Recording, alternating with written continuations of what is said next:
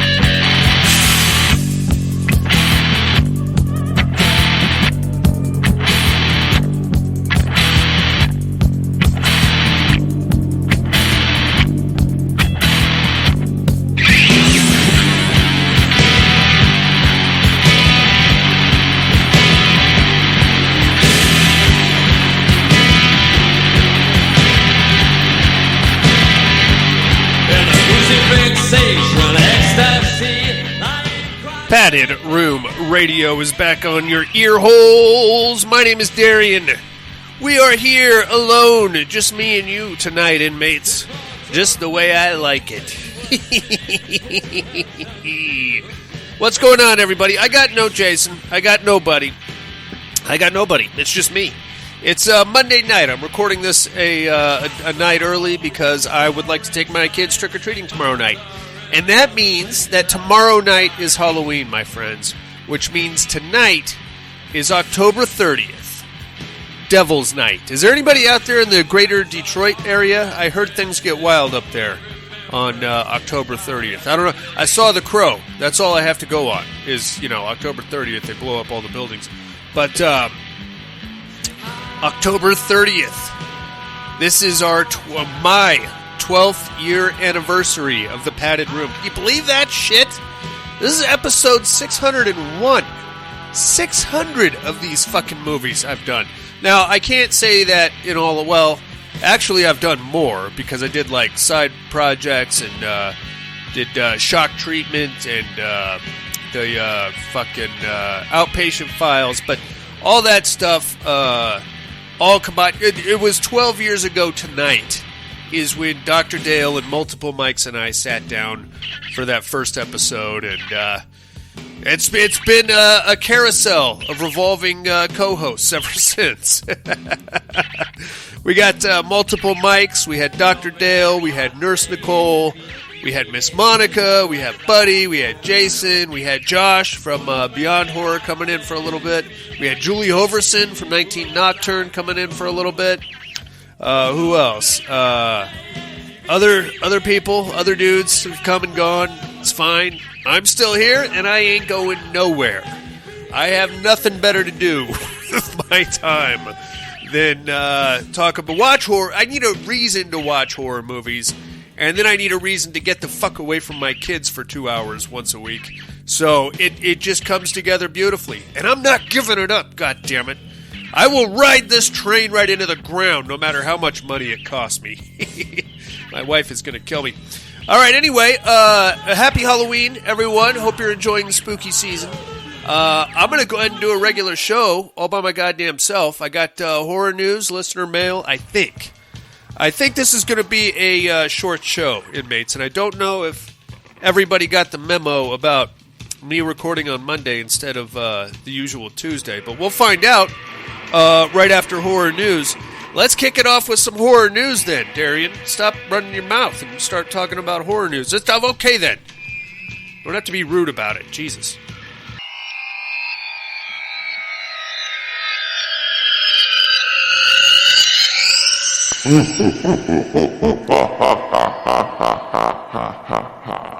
Horror news.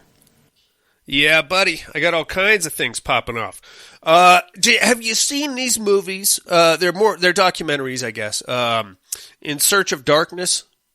It's a each one of these fucking movies is 3 hours long. There's 3 of them, and it's all about 80s horror. And they track down some of our favorite actors and actresses for interviews, and they show little clips and trailers from various movies. It's like, I had no idea how much 80s horror I hadn't seen. I thought I saw a good chunk, But then I start watching, I'm like, oh, fuck, I never saw it. What is that there? I'd never seen that one. But there's 3 of them. They're out. You can find them. I think 2 of them are still streaming on Shudder, if I'm not mistaken.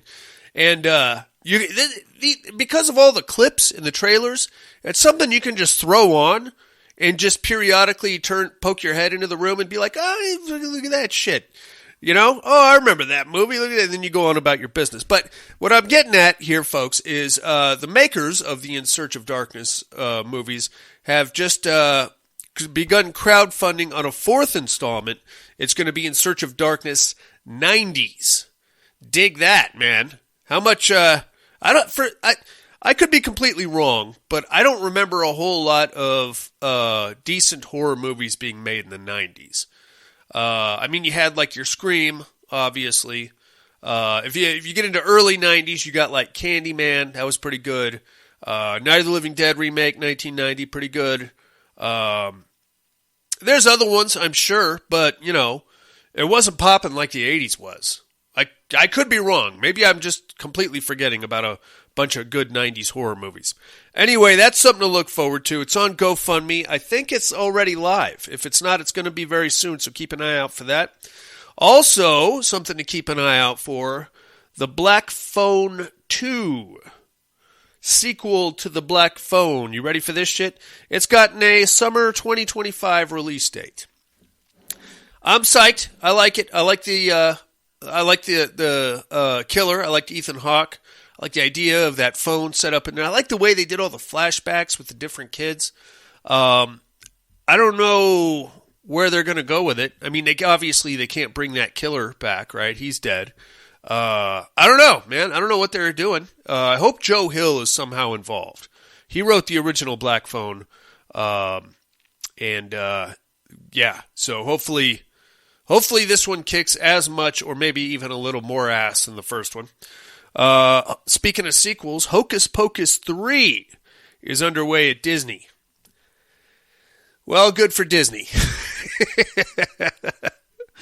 I think they didn't realize what a cash cow they were sitting on with Hocus Pocus movies and how all the 90s kids, now mid to late 30s/40s adults, had a real hard-on for Hocus Pocus. So now we can probably expect 5 or 6 more Hocus Pocus movies, or probably until Bette Midler dies, which should be, I don't know, what time is it?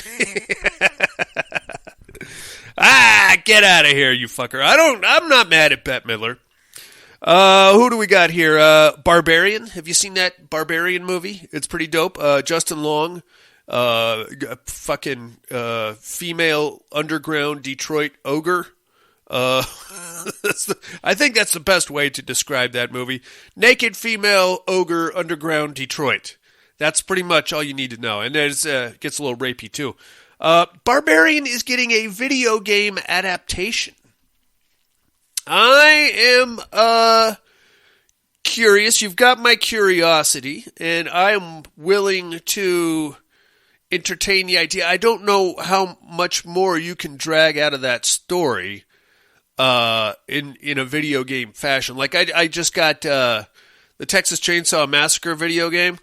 It's okay. It's basically Dead by Daylight, but with just the Sawyer family are the only available killers. So I don't know. I'm interested. I'll check out some gameplay features. You know, when they start popping up. That's a very heavy movie to make a video game out of, though. You know, I imagine one player will play as the naked female ogre. Maybe they'll put some clothes on her. I don't know. Well, I don't know what we're doing with that. It's very weird. Why would you want to make that into a video game? Are you going to be you get to be Justin Long and date rape starlets? Is that what you're doing? I don't know, man. I can't. It's a little weird. All right, well, I'll check it out, of course. What else we got here? Don Mancini. You know the name. He's behind all the Chucky hubbub. He is teasing. He's just teasing it. He's teasing a Chucky versus Megan movie, or Mithrigan, as Tim puts it. He's been doing that for a long time, though. I wouldn't get your nerd boners up just yet, my friends. He wanted a Chucky versus Annabelle movie at one point. He also wanted a Chucky versus the Leprechaun movie.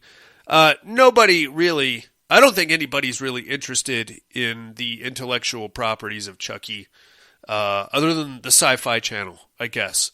So, I don't know. I don't know what to, it would be interesting. I'll give you that. I would check it out if it ever did get made and come out somewhere. I think probably Megan would win that fight, to be honest with you.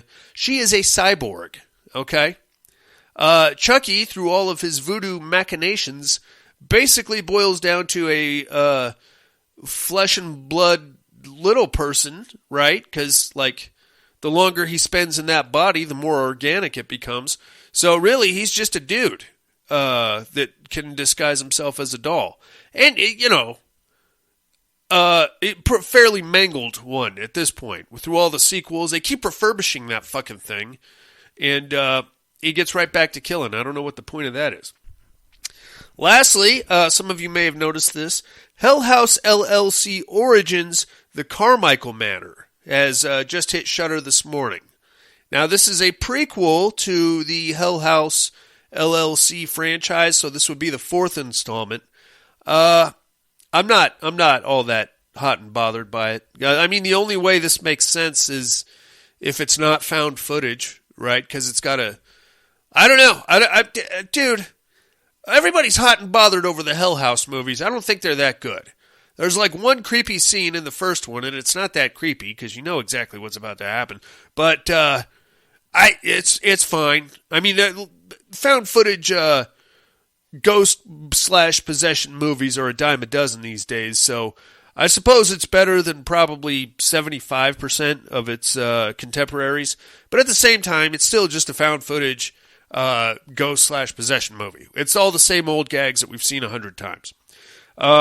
Check it out if you're interested. I looked at Shudder today right before I started the show. It's already on there if you want to see it. If you're the Hell House LLC super fan, that I know some of you are, then have at it. And I don't know, maybe I'll get around to it early next year. I don't know. That's all I got on the horror news, you motherfuckers. Let's see if anybody came in with any listener mail.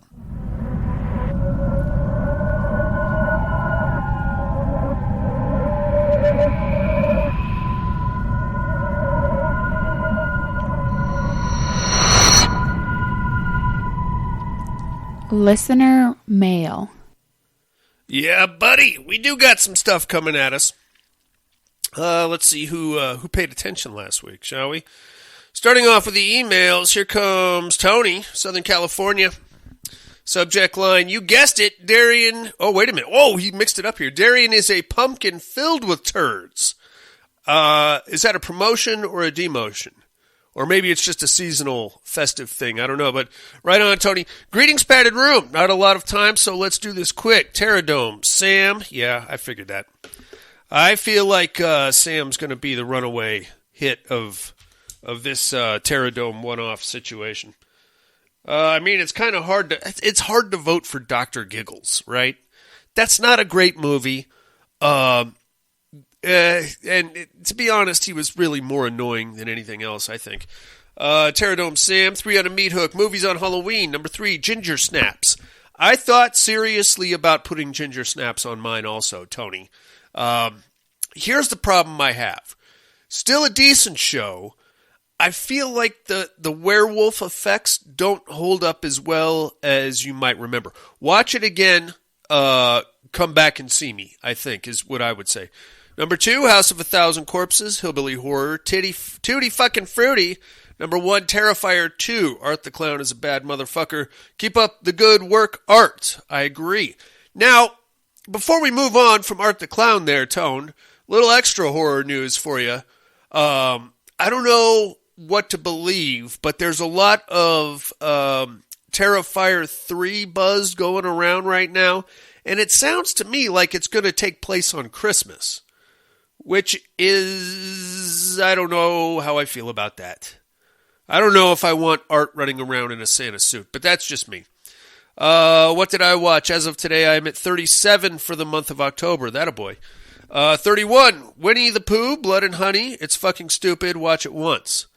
I agree. The the look, I guess, of Winnie the Pooh was really, I don't know, man. He did, I guess he kind of looked like, he's really like a yellow bear with like a weird penis face, I think.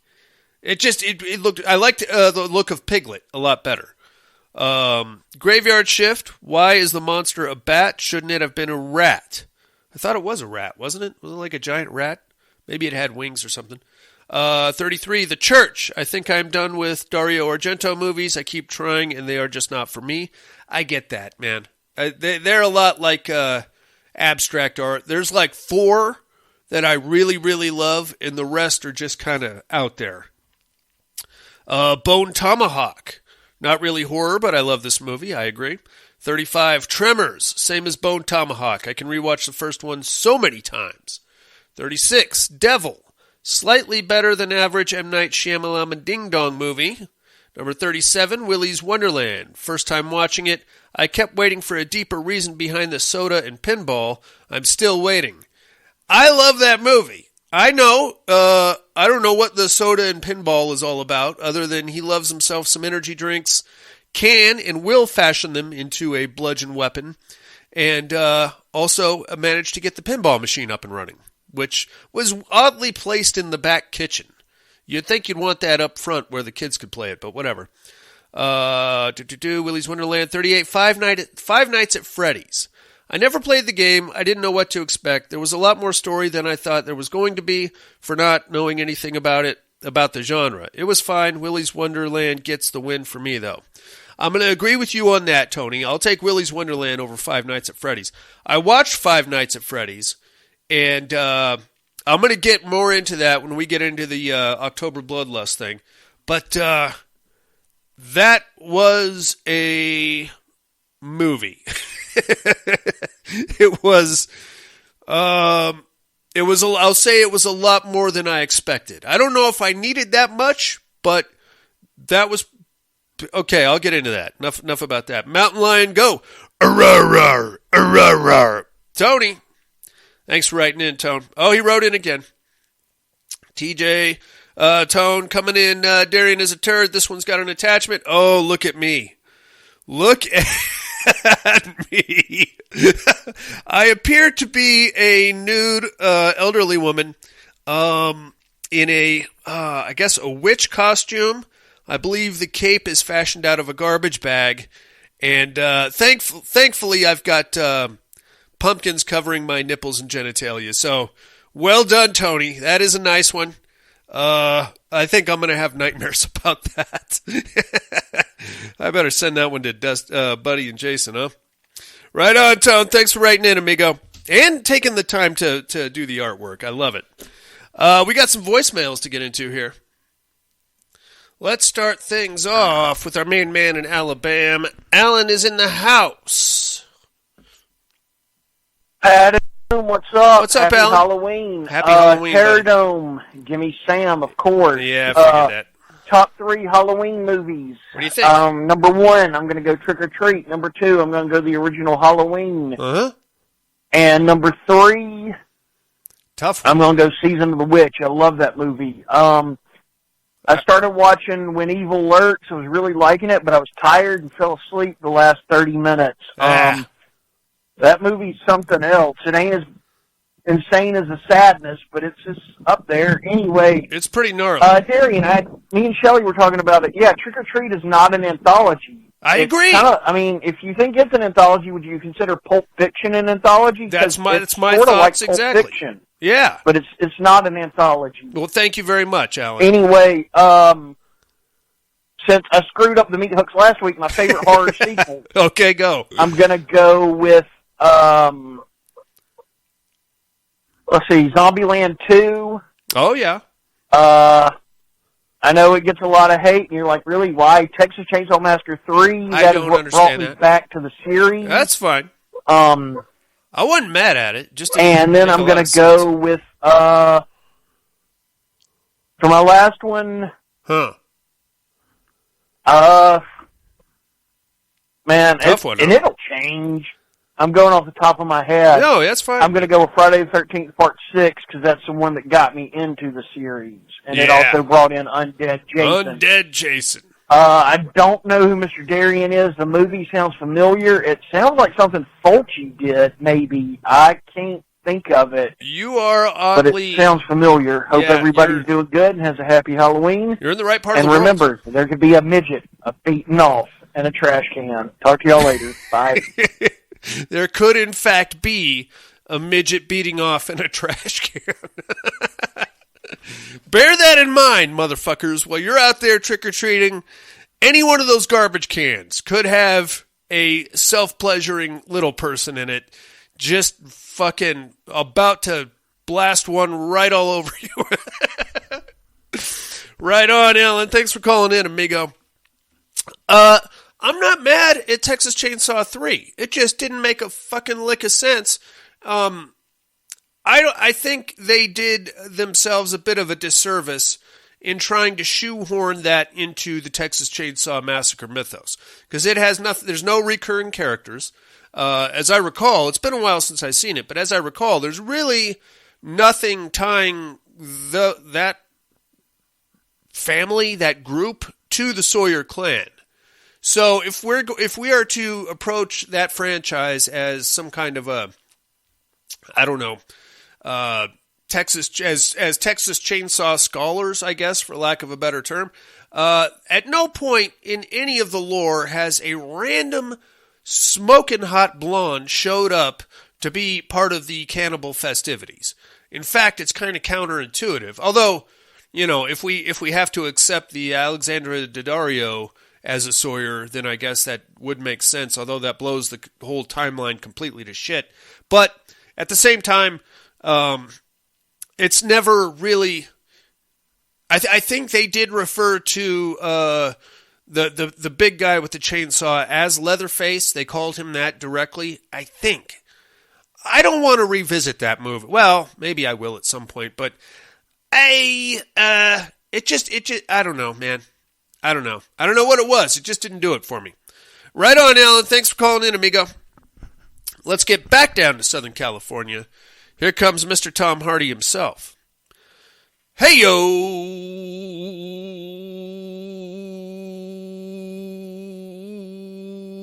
Why is this taking so long to load? Hey, yo! There he is. Padded room. How's my favorite degenerate? What's up, big And baby? Happy Halloween. Happy Halloween, my man. Hope everyone's got a great Halloween planned and everyone's be safe out there. You too, my I friend. wanted to get in real quick. You got no idea on the educating department. I feel like... I don't know if I've seen this flick, so... You should check it out.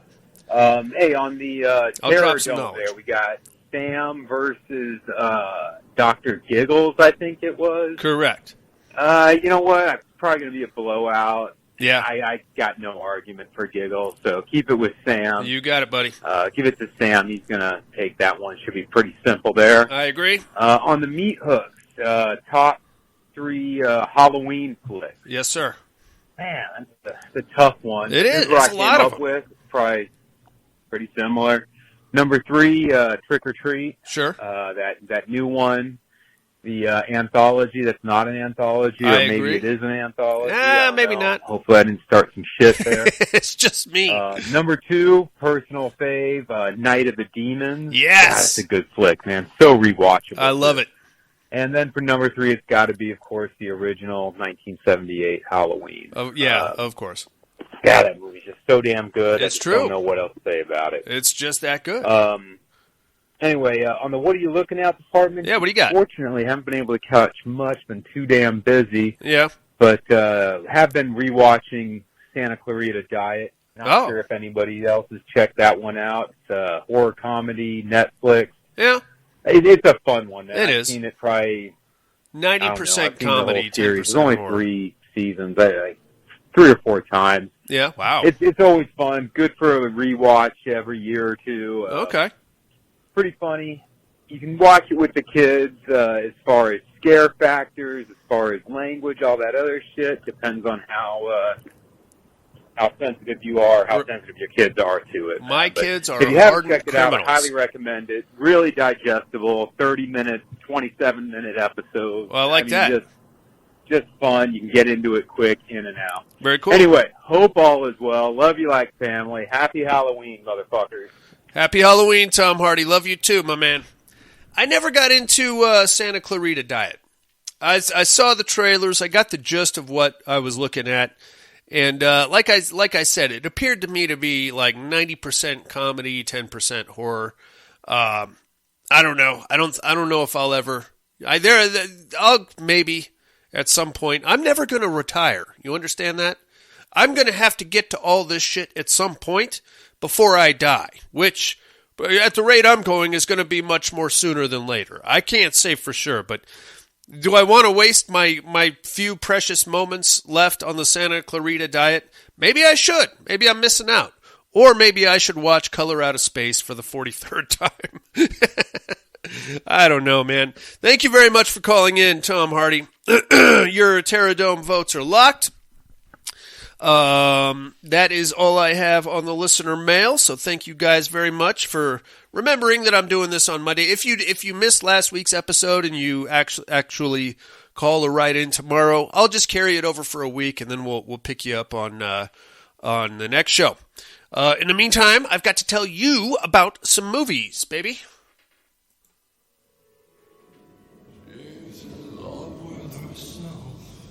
Alrighty, it's time for some more October Bloodlust. This is probably going to be a shorter one since I'm the only one here. I got 6 movies to talk about. Let's start off with Shifted from 2022. Now, this is a Screambox original that has somehow made its way onto Tubi. It's low budget as shit.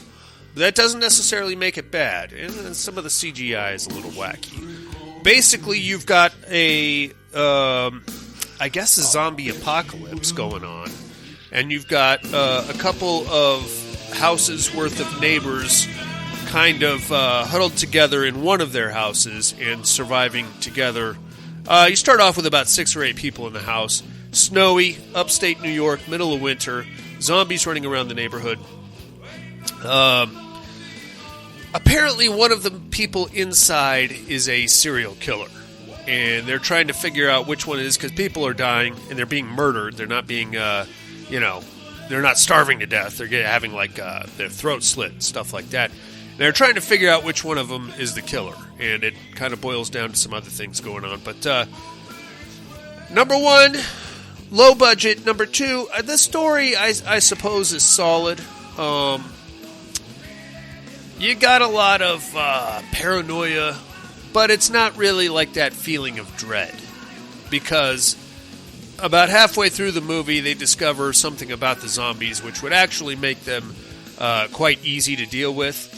But for some reason, they all decide to stay there in the house with the alleged killer instead. So, it's fine. I didn't get Screambox, and I'm not going to.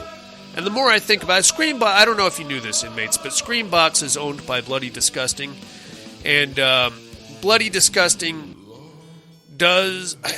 I don't know, dude. I have a love-hate relationship with Bloody Disgusting because a lot of the horror news I get is from that website, but every time I go to that website, anybody goes to that website, you have to swim through a sea of pop-ups to get to anything navigationable on that website. And now, because they own Screambox, like every 3rd or 4th review is just a big blaring Screambox commercial.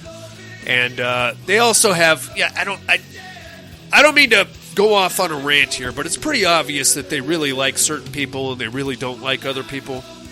For example, Adam Green. They love themselves some Adam Green over there.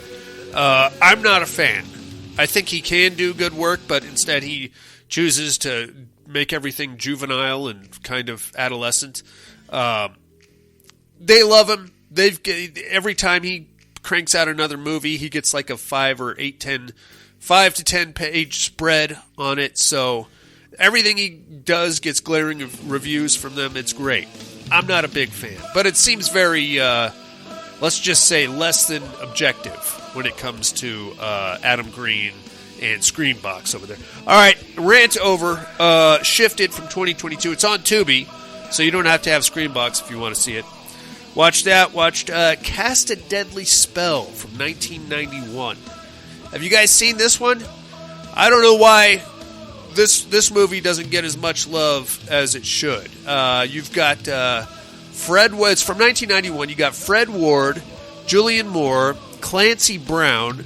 It's set in 1948 Lovecraftian Los Angeles, where everybody's using magic, and it basically it plays like a hard-boiled detective movie, where Detective Phil Lovecraft, played by Fred Ward, is tracking down clues, and the big crime boss, played by Clancy Brown, is trying to get himself a copy of the Necronomicon. It's beautiful. It's a beautiful movie. It's got everything you want. It's got gunplay. It's got gremlins. It's got Cthulhu kind of makes like a weird half-ass appearance at the end. Like a 25-year-old Clancy Brown. Tell me that dude didn't drop some panties. I love it. I love this movie. I tried to track it down on Blu-ray. I couldn't find it. There was actually a sequel made to it a couple years later called Witch Hunt, but Dennis Hopper came in to play Detective Lovecraft in that one. I remember I did see it. I can't tell you a goddamn thing about it. I think I was disappointed by it. But they're both streaming right now on HBO Max. I only watched Cast a Deadly Spell. It's, I wouldn't call it a horror movie. It's more like a crime thriller, but with horror elements and Lovecrafty stuff going on. Definitely worth a watch, I'd say. I love that one. Hubie Halloween from 2020. Watch this one with the kids while we carve pumpkins. Good times. It's just like Jason said. You know, it's not a horror movie, but it is a Halloween movie. And it will definitely get you into the vibe of Halloween. Adam Sandler doing what Adam Sandler does. You know, all the stupid voices. And he's got like a James Bond thermos. It's pretty dumb, actually. Well, now that I think about it, maybe this movie is as stupid as I thought it was. It's fine. It's a good show to put on with the kids. They can watch it, and you know, they got some chuckles out of it, and there's some humor for the adults also. Night of the Living Dead from 1968. This one is like the quintessential Halloween movie. You notice whenever there's a horror movie that takes place on Halloween, the kids are always watching Night of the Living Dead. It shows up on every TV in every Halloween movie. It's awesome, and it's, in my humble opinion, still the best movie ever made. If you ask me, there's a lot to it, and it's good because it's public domain. So you can put it in your movie, and nobody can say shit to you. So that's why it pops up a lot, and it's like that movie. Five Nights at Freddy's from 2023. Tony watched it, and my thoughts pretty much mirror his. It's a very heavy movie for a movie that's based on a video game app. It's not even like a full video game. It's just an app that you can play. The fucking... It's much heavier. I'll say that. It is very heavy. If you've never played the game or the app, basically all you do is sit. You're the night watchman at Freddy Fazbear's Pizza Joint, and when the lights go off, the animatronic bear and duck and fox or whatever, they try to get into your security room, and you have to carefully time the closing of doors to keep them out. And if you can make it to the next night, then that's great. And if not, then Freddy gets in there and eats you. That's it. That's the whole game. And really, it's not like a button pusher. It's like you looking at a monitor, watching them get closer and closer, and you having like a control panel where you open and close the doors. So, but you've only got like a limited amount of electricity to get the doors closed, so you have to use it carefully, otherwise they get in and eat you. That's it. That's the whole game. That's the story. What we have here, the movie, is a much more involved, story-driven situation. I don't know, man. Matthew Lillard's in it. I thought he did good. He was the villain. He was channeling his inner Stu again, I think. I'm going to say... I think I need to watch it. I'm going to say I enjoyed it. I think I would have been better off having not played the app game. It's very heavy. I'll say that. For a movie about killer animatronics, it is very heavy. And I'm also with Tony. I like Willy's Wonderland better. I hear that Banana Splits movie is pretty good, though. I've never seen that one. Maybe I check that one out tonight before I go to bed. I don't know. Lastly, last night, me and the kids watched Demons 2 from 1986. This was part of Joe Bob's Halloween Hootenanny or whatever he called it, his Halloween special for the year.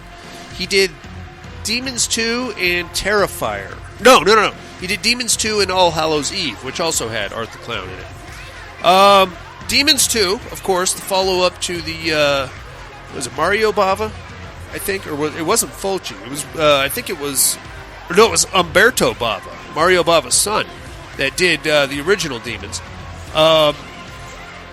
It's batshit crazy, and it doesn't really have a whole lot to do with the original, except possibly they go back to the theater, and that's where they find the corpse of the demon and accidentally drip blood in its mouth and make it come alive. But then it just jumps through the TV into an unsuspecting 16-year-old girl's bedroom and possesses her. So I could have swore at the end of Demons 1 it was like an apocalyptic event, right? The whole world had gone to shit because the demons got out of the movie theater and now they were wrecking everything. But now we pick up with Demons 2 and it's like, oh, that's just, that's fine. I don't know. Maybe they all just kind of got jobs after a couple months. I don't know. I don't know what happened. It's never explained. Don't worry about it. It's great. It's a lot of the cast returned from the first one. Willie the Pimp came back. So did Ripper. He's now a security guard. It's basically the exact same movie as Demons 1, except instead of a movie theater, it's an apartment building. And I watched it on the Joe Bob Halloween thing. He brought Danhausen in as his guest. I don't know if you know who Danhausen is, but he's like a awkward demon wrestler guy. He's pretty cool. I like that guy, Danhausen. I'm not a wrestling fan, but Danhausen seems like a dude I'd want to hang out with. He curses you, I guess. That's his thing. All right, inmates. Well, that's it, man. That's all I got for you. I wish I had more to talk about, but I ran through 6 movies. I started Where Evil Lurks, that one that Alan was talking about. I think I got about halfway through. Then I had to pause it to come in here and do the show. So I will finish that one up tonight and probably report back next week with my thoughts on that. Seemed pretty good from as far as I got into. I got up to the point where they go get their mom and then they haul ass. That fucking dog attack, though, bro. I don't know if you guys have seen it, but Jesus Christ, that's a bad dog. I don't want to ruin it for you, but there's a scene involving a dog, and that thing really wrecks somebody, and I'll leave it at that. All right, well, I guess that's it. I'll take a little break and come back with some other stuff, inmates.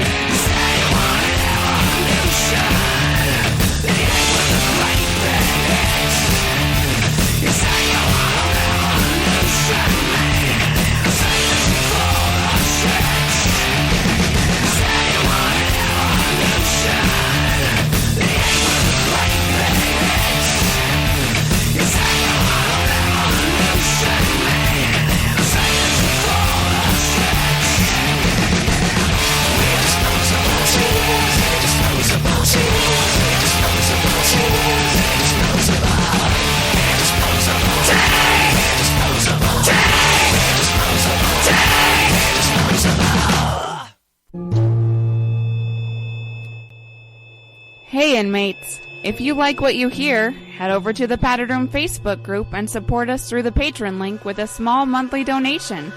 Check out the T-Villain link at paddedroom.podbean.com and grab some t-shirts. Thanks for listening and enjoy the rest of the show. And I'm back, inmates. Well, if I'm not mistaken, it's about that time of the show that we do a little something called 3 on a Meat Hook.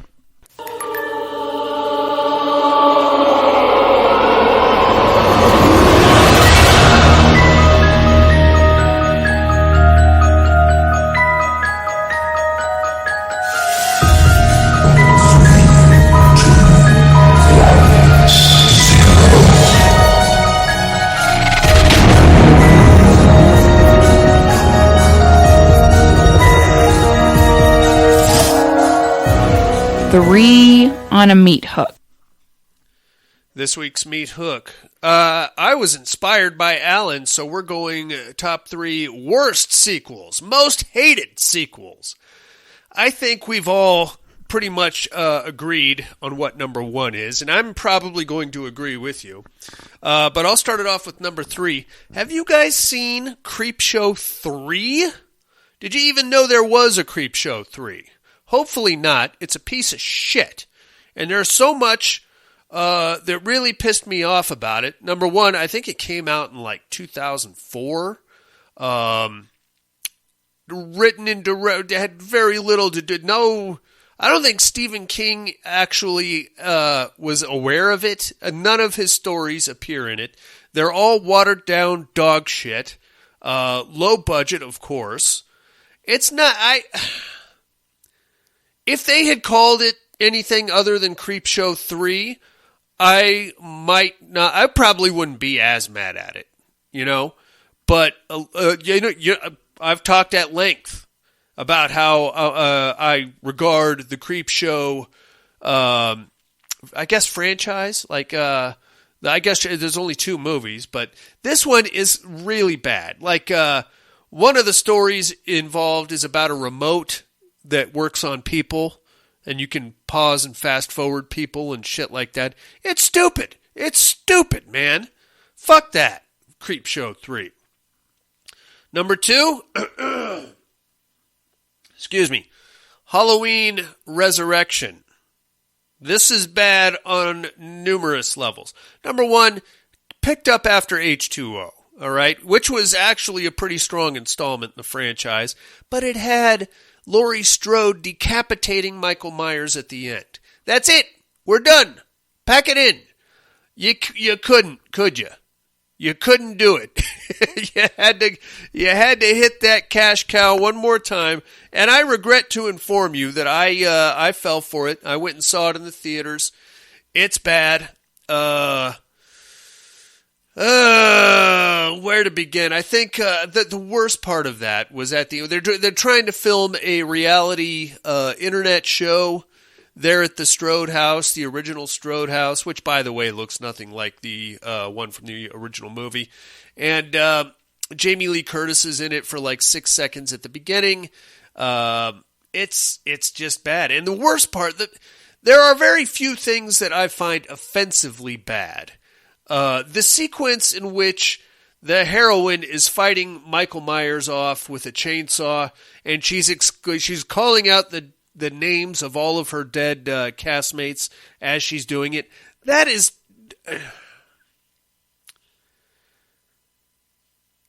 that is bad. That's badly written. The acting is horrific. Now, I'm a fan of Busta Rhymes. But the part where he's kung fu fighting Michael Myers and actually winning, that's also bad. But it's somewhat believable. You know, you never see Michael Myers get into an all-out fist fight. Normally, he just sneaks up on you and stabs you. So it's not inconceivable that he may not be able to, defend himself against kung fu attacks. So it's fine. So I'm okay with that. But the part where this is for Davey, whack. This is for Julie, whack. This is for Erica, whack. And this one's for all of us. And then her chainsaw runs out of gas. That is stupid. That's horribly written. I don't know if there was a stunt coordinator for that movie, but he should have been offended at the way that scene was choreographed. That's terrible, man. And see, everybody wants to take a big fat shit on remakes. So, would you rather have more horseshit sequels, or would you rather have a remake? I'll take Rob Zombie's Halloween over Halloween Resurrection any day of the week. I'll take Rob Zombie's Halloween 2 over Halloween Ends any day of the week.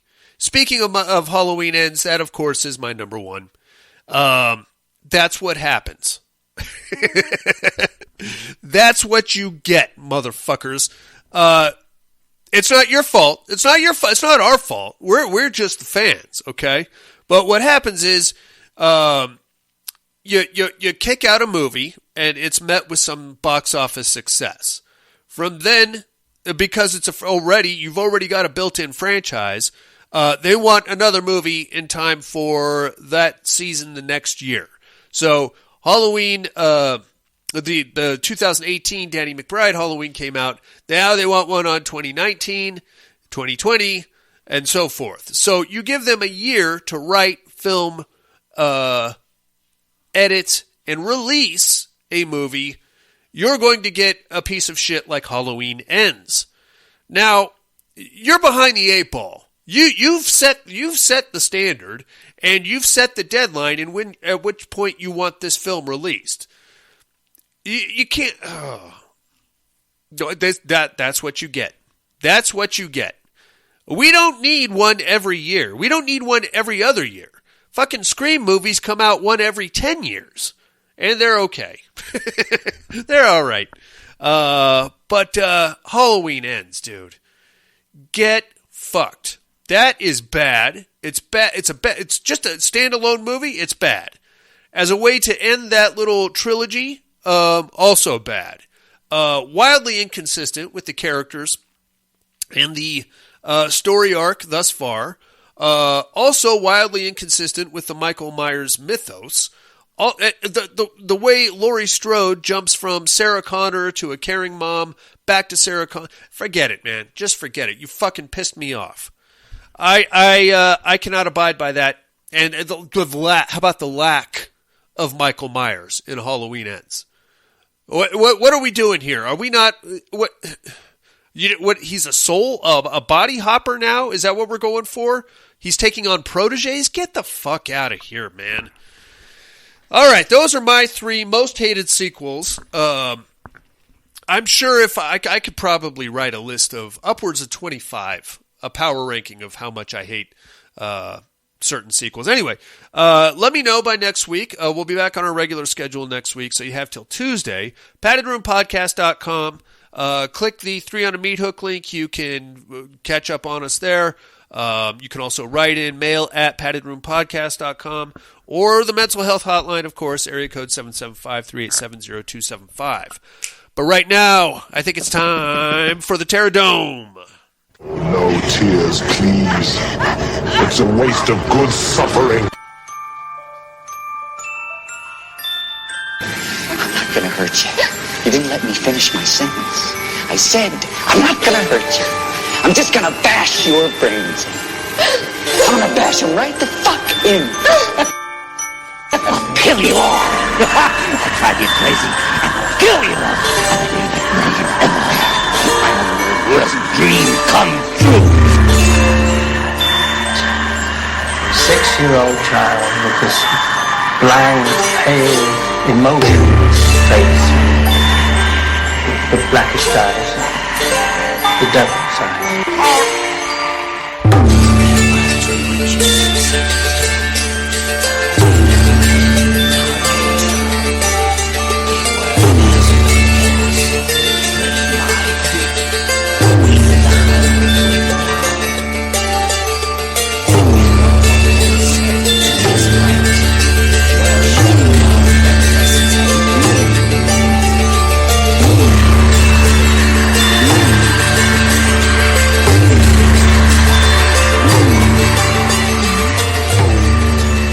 Welcome to the Terradome.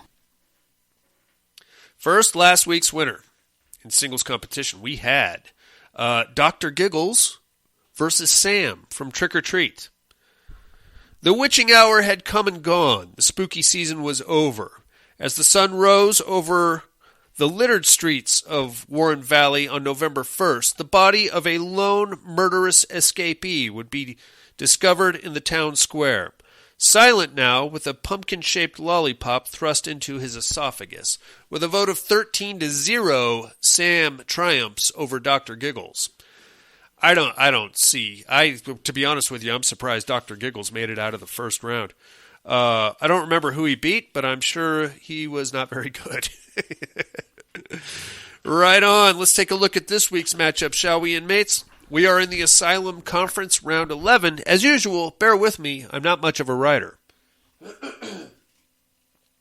Things had gone from bad to worse.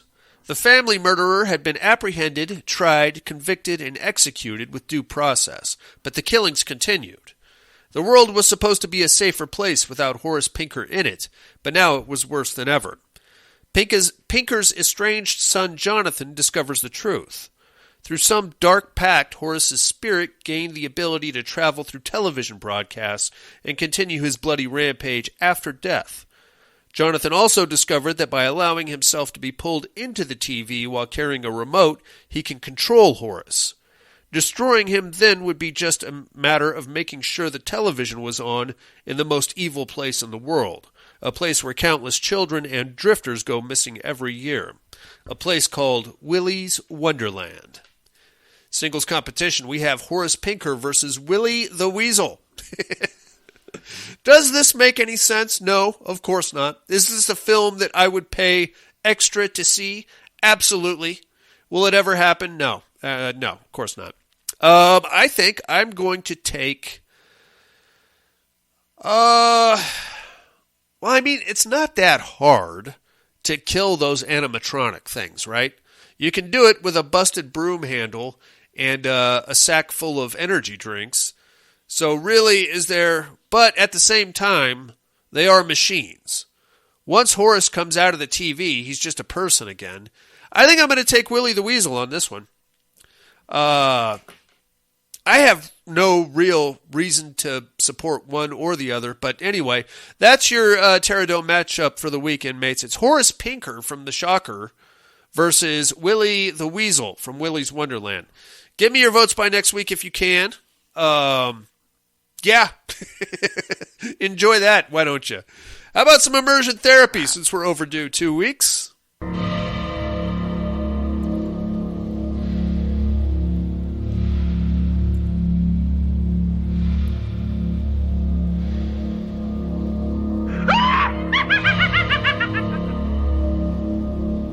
Immersion therapy.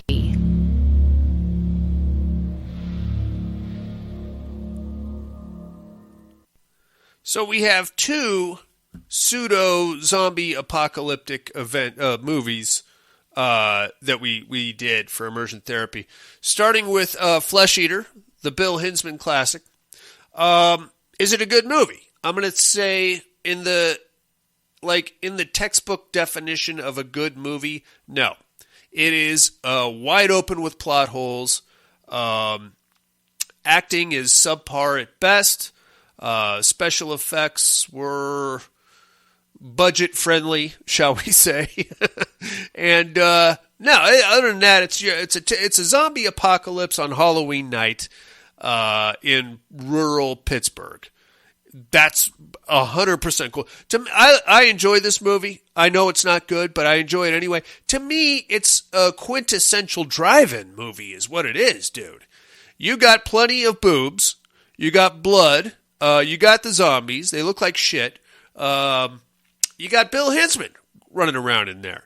It is laughably bad at so many points that how can you not? It's not going to frighten you. How can you not enjoy it? I guess is what I'm saying. Is it so bad it's good? I wouldn't go that far. It's still bad, but it's not offensively bad, I should say. I enjoy it for what it is. Like I said, man, it is a drive-in movie if ever there was one. Or maybe, I don't know, maybe more Grindhouse now that I think about it. It could probably fit into either one of those categories. But, yeah, why not? The other movie that we did last week, I don't know if anybody saw it, Children Shouldn't Play with Dead Things. I like this movie, but not until like the 45-minute mark. Leading up to that, it's pretty goddamn slow. It's very flamboyant, I guess is the word I'm looking for. And the amount of polyester in this fucking movie. Holy shit, man. They must have kept a small plant in Macon, Georgia in business just on the wardrobe for this movie. I don't know. I guess it's probably more comedy than horror. Once the horror kicks up, it gets pretty gnarly. But this group of actors goes to a island with a cemetery on it, and I think the point it was an elaborate ruse to scare by the director to scare the actors. Okay. After that's done, we just decide to fuck around. We got a grimoire, and we're going to do a black magic ritual. But that doesn't work. So after that, normally that's about the time of the night where I like to pack it in. All right, well, we tried. Let's get back on the boat. Maybe we'll find a bar when we get back to shore or something. Instead, what we decided to do is take the dead guy that we dug up and basically just fuck around with him for a while. Which is incredibly stupid. I got a dead guy here. Why not, I don't know, let's make fun of him and parade him around. We'll do a fake wedding where I'm going to marry the dead guy. What are you doing, dude? I realize the plot of this makes very little sense, but I'm sure somebody out there has seen Children Shouldn't Play with Dead Things. Eventually, the fucking around stops, and that's when all the dead guy's friends show up, and then we have a real fucking problem. I think I remember I owned this movie on VHS, and then I lost it during the great VHS purge of 2008. And I recently thought, well, fuck, man, I got to get those movies back. So I bought it on Blu-ray, and I just watched it the other day, and I don't know why I bought it on Blu-ray. It's fine. It's there's a couple scenes in there I got some chuckles out of, but I don't know. I don't know what to tell you. Children shouldn't play with dead things. God damn it. Your immersion therapy for this week is going to be Sister Death from 2023. This is the prequel to Veronica, where we find out what happened to the blind old nun in the basement. Presently streaming on Netflix, inmates. Check that shit out. We will do the same and compare notes next week. But now, you must educate me.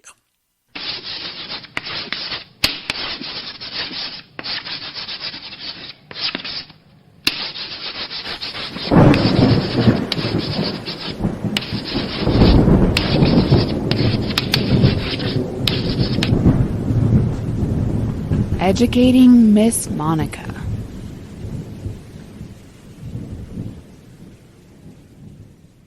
First, my clues from last week.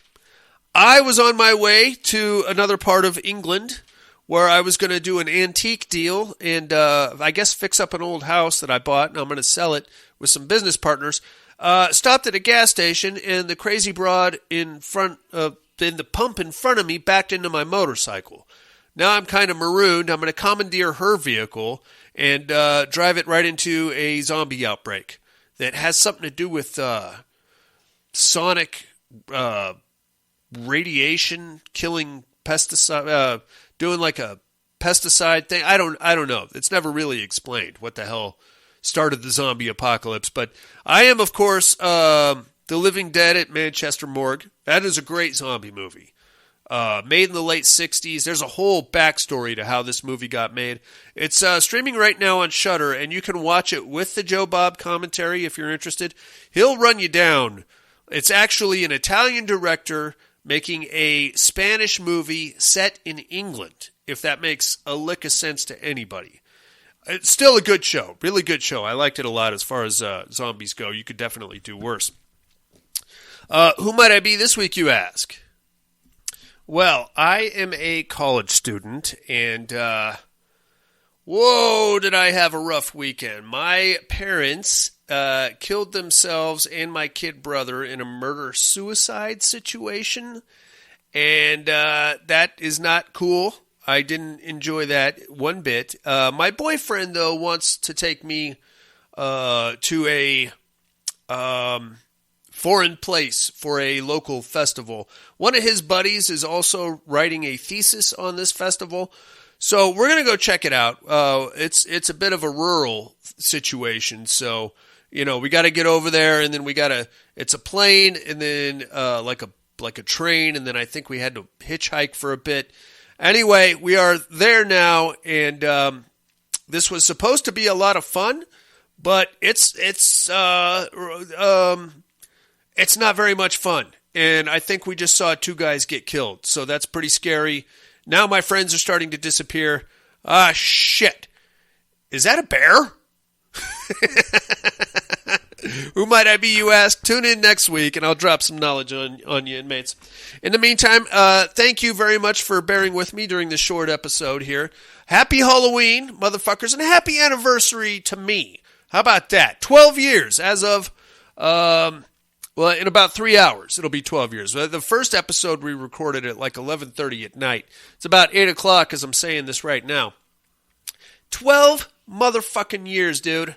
Guess what? I got 12 more in me. I ain't going nowhere. And if you guys are still listening, then I'm still cranking them out. For Buddy in absentia, Jason in absentia. Oh, join me next month. We're going to do an Elvira Appreciation Month. Dig that. So, Movie Macabre is on Peacock right now streaming. 11 episodes. Every week in November, we're going to do 1 episode of Movie Macabre. Jason and Buddy are both picking which episode they want as I record this.